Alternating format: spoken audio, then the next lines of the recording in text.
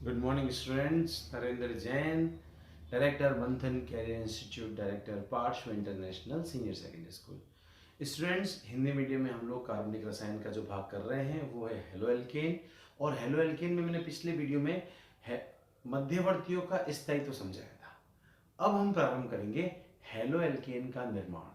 Halo alkane को अलग अलग कार्बनिक यौगिकों से हम किस तरह से बना सकते हैं उसका अध्ययन करना है. तो हम सबसे पहले प्रारंभ करते हैं एल्कीन के हाइड्रोहेलोजिनीकरण द्वारा. विद्यार्थियों, हाइड्रोहेलोजिनीकरण का अर्थ क्या है? HX का योग. HX का योग का अर्थ क्या हो गया कि सर इसमें जैसे आप HCl जोड़ दो, एल्कीन में HBr जोड़ दो या HI जोड़ दो, तो इसका किसी का भी योग करते हैं तो इस क्रिया का नाम पड़ गया हाइड्रोहेलोजिनीकरण. देखो बेटा, एल्कीन जो होते हैं दो प्रकार के होते हैं. एक होती है सममित एल्कीन, एक होती है असममित एल्कीन. पहले बात करें सममित एल्कीन की. सममित एल्कीन क्या होती है? सममित एल्कीन का अर्थ है जिसमें डबल बॉन्ड के द्विबंध के दोनों ओर समान संख्या में हाइड्रोजन आ जाए, उसे हम क्या बोलते हैं? सममित एल्कीन कहते हैं.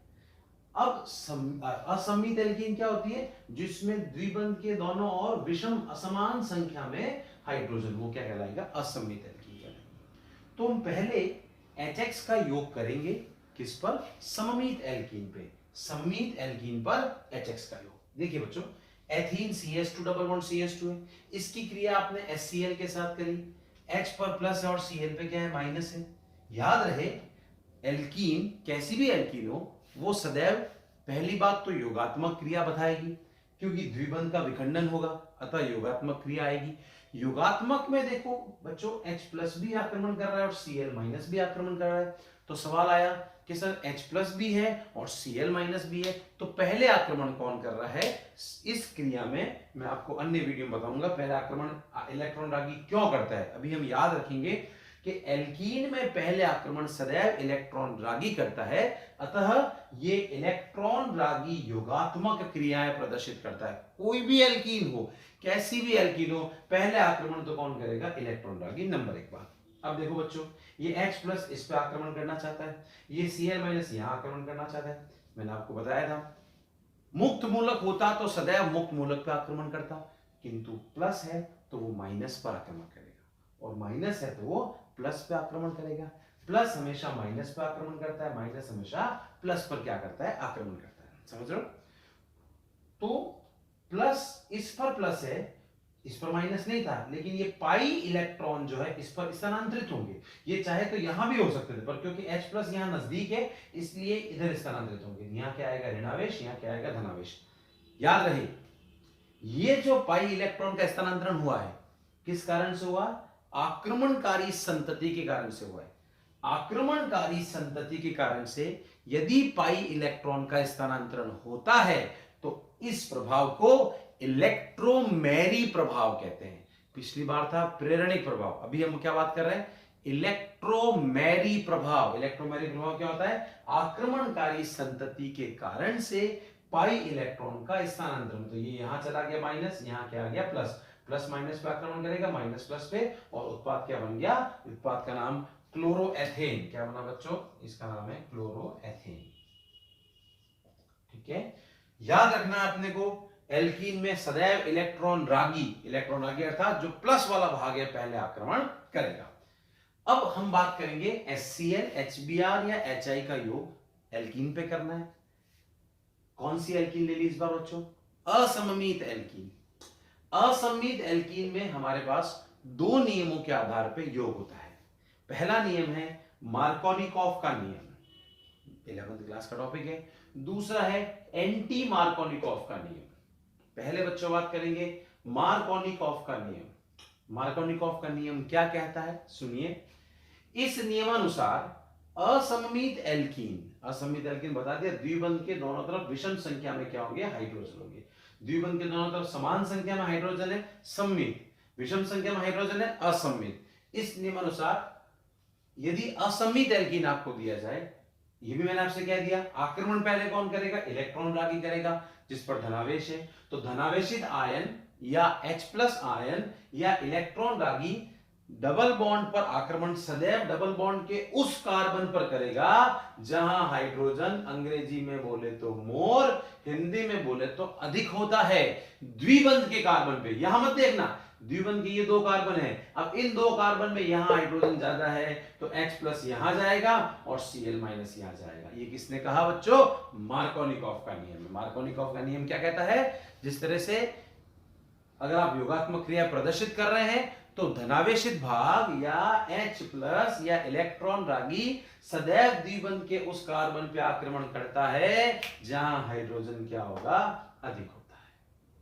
सवाल है SMR मतलब मार्कोनिकॉफ का नियम। उत्पाद क्या बन गया? 2-क्लोरोप्रोपेन। एक आदत डाल दीजिएगा, जब भी कार्बनिक क्रियाएं लिखें अभिकारक और उत्पाद के नाम जरूर लिखने, जिस भी तरीके से, चाहे आपको सामान्य विधि में आते हैं, चाहे रूढ़ पद्धति में आते हैं और चाहे IUPAC में आते हैं, नाम लिखिएगा।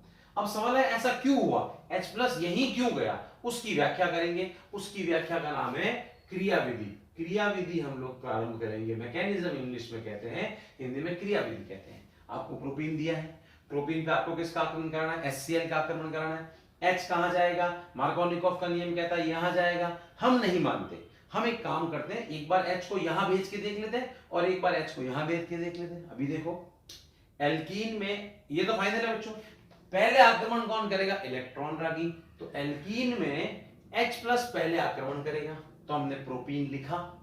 दो संभावनाएं देखना बच्चों, ये है पाथ ए, पथ ए। पथ ए का मतलब क्या हो गया कि साहब ए पथ पर एल्कीन H प्लस जाएगा, ए पथ इधर जा रहा है तो सर प्लस है इसके ऊपर, H पर क्या है बच्चों? प्लस है, तो प्लस कहां जाएगा? माइनस पे जाएगा। तो यहां पर आपने बंद इस नीले पेन से मैंने शिफ्ट कर दिया कि जब आप पथ ए लेते हैं तो H प्लस यहां जाएगा, तो इसलिए मैंने बॉन्ड यहां शिफ्ट करा। तो सर जी ये H प्लस यहां चला गया, ये कौन सा आयन बना? ये बना द्वितीयक कार्बोनियम आयन। कौन सा आयन बना है बच्चों? द्वितीयक कार्बोनियम। अगर हम पथ बी लेते हैं तो बताओ क्या होगा? पथ बी जो लाल पेन से बता रहा हूं मैं, पथ बी में ये इस तरफ H प्लस यहां जाना चाहता है। एक नियम याद रखना, प्लस हमेशा माइनस पर आक्रमण करेगा, माइनस हमेशा प्लस पे करेगा। तो ये प्लस यहां जाना चाहता है, तो ये लाल पेन से ये संभावना होगी माइनस यहां आ जाएगा, माइनस यहां आया तो ये प्लस यहां जुड़ गया और ये बन गया प्राथमिक कार्बोनियम। तो सर पथ ए में बनता है द्वितीय कार्बोनियम, पथ बी में बनता है प्राथमिक कार्बोनियम। याद रहे, हम ये कभी नहीं कहते कि सर केवल ये उत्पाद बनेगा। मार्कोनिकॉफ ने कभी ये नहीं कहा कि केवल हाइड्रोजन यही जाएगी। जितनी संभावना है दोनों तरफ, यहां भी बनेगा यहां भी बनेगा। लेकिन याद करो हमने पढ़ा है द्वितीय कार्बोनियम आयन प्राथमिक कार्बोनियम आयन की तुलना में अधिक स्थायी होता है, और क्योंकि द्वितीय कार्बोनियम आयन प्राथमिक की तुलना में अधिक स्थायी है, अतः द्वितीय कार्बोनियम आयन सदैव क्या होगा बच्चों? उच्च मात्रा में बनेगा। तो ये आपका अधिक मात्रा में बना, ये आपका कम मात्रा में बना। मुख्य उत्पाद ये बनेगा, कैसे बनेगा? आप Cl यहां आक्रमण कर जाएगा, उत्पाद ये याद रखना बच्चों, ये आपका मुख्य उत्पाद है, मेन प्रोडक्ट है। तो हाइड्रोजन कहां गई? हाइड्रोजन वहां गई जहां हाइड्रोजन ज्यादा। यही तो किसने कहा था? मार्कोनिकॉफ ने कहा था। मार्कोनिकॉफ का नियम क्या कहता है कि सर धनावेशित भाग हमेशा डबल बॉन्ड, कौन सा? असम्मित एल्कीन। सम्मित से मतलब ही नहीं, असम्मित एल्कीन में हाइड्रोजन सदैव कहां जाएगी? जहां हाइड्रोजन क्या होती है बच्चों? ज्यादा होती है। ये अब Cl माइनस आ गया। एक एग्जांपल देखो, ये साइक्लोहेक्सीन में या मेथिल लगा दिया या मैंने H लगा दिया, तो इस कार्बन में यहाँ हाइड्रोजन एक है, यहाँ एक भी नहीं है, तो यहाँ कौन आक्रमण करेगा? H, और यहाँ कौन आक्रमण करेगा? Br। तो ये है मार्कोनिकॉफ का नियम। हमने क्या कहा? दो नियम है। पहला है मार्कोनिकॉफ का नियम। मार्कोनिकॉफ का नियम फिर कह रहा हूं, असम्मित एल्कीन में द्विबंध के उस कार्बन पे धनावेशित भाग या H प्लस या इलेक्ट्रॉन रागी आक्रमण करेगा जहां ज्यादा होंगे क्या? हाइड्रोजन। फिर आता है सेकंड, एंटी मार्कोनिकॉफ का नियम। प्रश्न उठा एंटी मार्कोनिकॉफ का नियम क्या होता है, वो मैं समझाता हूं, फिर इसकी व्याख्या करते हैं। एंटी नाम से स्पष्ट देखो, मार्कोनिकॉफ का उल्टा एंटी। एंटी मतलब क्या हो गया? उल्टा। मार्कोनिकॉफ का उल्टा लगना है। अच्छा याद रखना बच्चों, एंटी मार्कोनिकॉफ का नियम जो मैं लिखूंगा अभी बोर्ड पे, उसे हम खराश प्रभाव भी कहते हैं। गले वाली खराश नहीं है, वैज्ञानिक का नाम है खराश। खराश प्रभाव भी कहलाएगा, और इसी को हम परऑक्साइड प्रभाव भी कहते हैं। किसे बच्चों? जो एंटी मार्कोनिकॉफ का नियम है वो दो नाम के साथ खड़ा होता है, खराश और परऑक्साइड। सोचो है क्या? मार्कोनिकॉफ का उल्टा एंटी मार्कोनिकॉफ। एंटी मार्कोनिकॉफ क्या कहता है? H या यू कहते हैं हाइड्रोजन। मेरी भाषा पे ध्यान दीजिएगा, मैंने H प्लस नहीं बोला है, हाइड्रोजन। एंटी मार्कोनिकॉफ के नियम के अनुसार हाइड्रोजन सदैव द्विबंध के उस कार्बन पे जाएगा जहां हाइड्रोजन कम होगा। मार्कोनिकॉफ ने क्या कहा, सर हाइड्रोजन सदैव उस पे जाएगा जहां हाइड्रोजन क्या होगा, ज्यादा होगा। यहां हम कह रहे हैं एंटी मार्कोनिकॉफ क्या कहता है, हाइड्रोजन सदैव द्विबंध के उस कार्बन पे जाएगा जहां पे हाइड्रोजन क्या होगा, कम होगा। वो नियम एंटी मार्कोनिकॉफ है, यहां ज्यादा वहां कम। उसी को हम खराश प्रभाव भी कहते हैं, उसी को हम परऑक्साइड प्रभाव भी कहते हैं। तो ये फर्स्ट नियम आपको मैंने समझाया, मार्कोनिकॉफ का नियम। याद रहे मार्कोनिकॉफ नियम में मध्यवर्ती क्या बनता है, कार्बोनियम आयन बनता है। एंटी मार्कोनिकॉफ में कार्बोनियम नहीं बनेगा। जरा याद करो विद्यार्थियों, परऑक्साइड लिखा है, मैंने आपको पिछले वीडियो में स्थायित्व समझाया था। परऑक्साइड जब होता है तो कौन सी क्रिया की संभावना, कौन सी क्रियाविधि की संभावना होती है, किसी भी कार्बनिक रसायन में अगर परऑक्साइड की उपस्थिति है तो मान के चलिएगा उसमें मध्यवर्ती मुक्त मूलक ही बनेगा। क्या बनेगा बच्चों, मुक्त मूलक। तो जो एंटी मार्कोनिकॉफ का नियम है वो मुक्त मूलक क्रियाविधि से आता है, और जो मार्कोनिकॉफ का नियम है वो कार्बोनियम है। समझ में आया पॉइंट वाला। तो नेक्स्ट टॉपिक है एंटी मार्कोनिकॉफ के नियम के अनुसार अपने को योग करना है। अगर हम इसे योग को समझते हैं, सेम नियम है, बस मैं यही चेंज करूंगा। देखना, ये मार्कोनिकॉफ हटा दिया बच्चों, और यहां मैंने क्या लिख दिया, एंटी मार्कोनिकॉफ। अब आप बताओ, अगर मैं एंटी मार्कोनिकॉफ का नियम लिखता हूं तो मैंने आपसे क्या कहा, नियम क्या कहेगा, इस नियमानुसार असमित एल्कीन में धनावेशित आयन, अब देखो वर्ड चेंज कर, थोड़ा सा वर्ड चेंज कर रहा हूं मैं, धनावेशित आयन या H+ या इलेक्ट्रॉन रागी सारे हटा रहा हूं, सिर्फ क्या लिख रहा हूं, हाइड्रोजन का योग सदैव द्विबंध के उस कार्बन पर होगा जहां हाइड्रोजन कम होते हैं, मतलब लेस। इस प्रभाव का नाम हमने क्या कहा, खराश प्रभाव भी होता है, इसे हम लोग परऑक्साइड प्रभाव भी कहते हैं। याद रहे परऑक्साइड क्यों कहा, क्योंकि परऑक्साइड की उपस्थिति में होगा, इसलिए क्या कहलाएगा, ये परऑक्साइड प्रभाव। जरा एग्जांपल देखें, एग्जांपल किस तरह से व्याख्या करते हैं। ये हमारे पास एल्कीन है, CH3CH डबल बॉन्ड CH2, इस पर HBr का योग, उपस्थिति किसकी है बच्चों, परऑक्साइड की। कौन सा परऑक्साइड ले रहे हैं हम लोग, ले रहे हैं बेंजोइल परऑक्साइड। हिंदी में लिखूं तो आ जाएगा बेंजोइल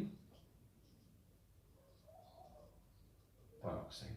अब H कहां जाएगा, H यहां जाएगा और Br यहां जाएगा। क्यों, व्याख्या करेंगे, लेकिन मार्कोनिकॉफ और एंटी मार्कोनिकॉफ का नियम आपको मैंने कराया, इसका नाम है 1-ब्रोमो प्रोपेन। ये समझ में आया।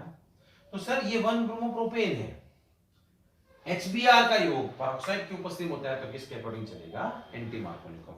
अगला टॉपिक है इसकी व्याख्या। इसकी व्याख्या कैसे होगी, मैंने आपसे क्या कहा, परऑक्साइड है तो किसकी उपस्थिति में जाएगा, मुक्त मूलक क्रियाविधि से जाएगा। इसकी व्याख्या करते हैं अब हम।